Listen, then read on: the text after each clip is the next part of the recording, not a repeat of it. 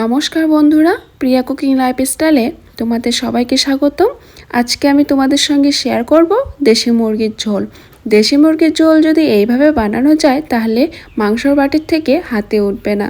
তো আমি কিভাবে বানিয়েছি ভিডিওটা স্কিপ না করে লাস্ট পর্যন্ত দেখার জন্য অনুরোধ রইল। আর চ্যানেলটি সাবস্ক্রাইব করতে কিন্তু ভুলো না, চ্যানেলটি অবশ্যই সাবস্ক্রাইব করো। তো চলো কথা না বাড়িয়ে শুরু করি। এখানে আমি 5টা মিডিয়াম সাইজের আলু ছুলে কেটে ভালো করে ধুয়ে নিয়েছি। এখন আমি এগুলো ভেজে নেব। আর আজকে আমি উনুনে বানাবো, তার জন্য আমি চুলায় কড়াইয়ে বসিয়ে দিয়েছি। কড়াইয়ে আমি 200 গ্রামের মতো তেল দিয়েছি, সরষের তেল। তারপর আলুগুলো দেওয়ার পর নুন হলুদ দিয়ে আমি আলুগুলোকে লাল করে ভেজে নিব।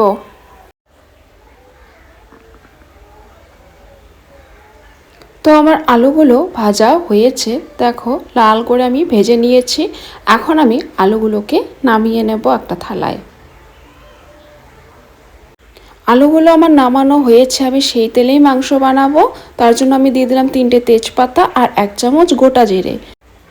তারপর দিয়ে দিলাম 2টো মিডিয়াম সাইজের পেঁয়াজ কুচি। পেঁয়াজটা আমি দিয়ে ভালো করে খুন্তি দিয়ে নাড়াচাড়া করে আমি লাল করে পেঁয়াজটাকে ভেজে নেব। আমি 2 থেকে 3 মিনিটের মতো পেঁয়াজগুলোকে ভেজে নেব। তো আমার পেঁয়াজগুলো ভাজা হয়েছে, এখন আমি এর মধ্যে মাংসগুলো দিয়ে দিব। তোমাদেরকে তো বলেই দিয়েছি আমি আজকে দেশি মুরগির ঝোল বানাবো আলু দিয়ে।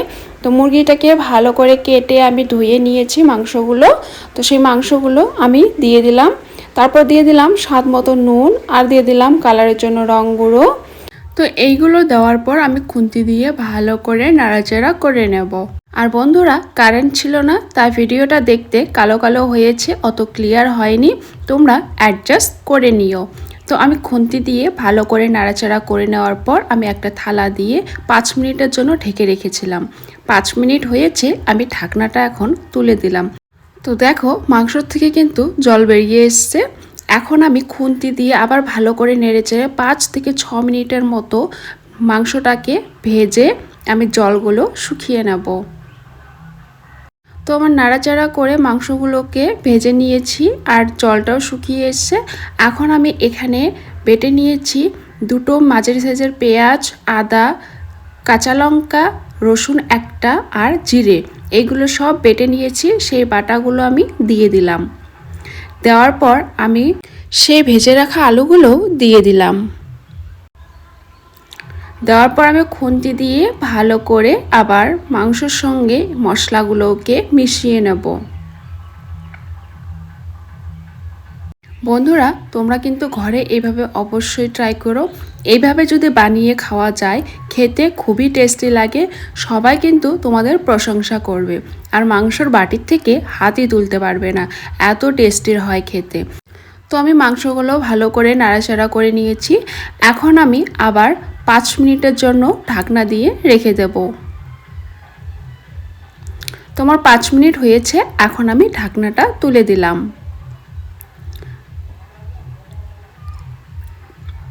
ঢাকনাটা তুলে দেওয়ার পর আমি খুন্তি দিয়ে ভালো করে মাংসটাকে কষিয়ে নেব। আমি কিন্তু 10 মিনিটের মতো কষিয়ে নেব মাংসগুলো। মাংসগুলো যত ভালো করে কষাবে তত কিন্তু খেতে ভালো লাগবে। মাংসগুলো আমি লাল করে কষিয়ে নেব। তো দেখো আমি মাংসগুলো কিন্তু লাল করে কষিয়ে নিয়েছি আর মাংস থেকে কিন্তু এখন তেল বেরোচ্ছে, দেখো তোমাদেরকে দেখিয়ে দিচ্ছি। এখন আমি এখানে দিয়ে দিলাম 1/2 মগ জল। তো জলটা দেওয়ার পর আমি খুন্তি দিয়ে ভালো করে নেড়েচেড়ে নেব। নেড়েচেড়ে নেওয়ার পর আমি দিয়ে দিলাম 1/2 চামচ লাল লঙ্কার গুঁড়ো। লাল লঙ্কার গুঁড়োটা দিলে কালারটা ভালো আসে। তারপর আমি মাংসগুলো ভালো করে খুন্তি দিয়ে নাড়াচাড়া করে 5 মিনিটের মতো জাল করে নিয়েছি। 5 মিনিট জাল করার পর আমি দিয়ে দিলাম গরম মশলা বাটা। গরম মশলা আমি বেটে রেখেছিলাম, সেই বাটাটা দিয়ে দিলাম। দেওয়ার পর আমি আরও 5 মিনিটের মতো জাল করে নেব।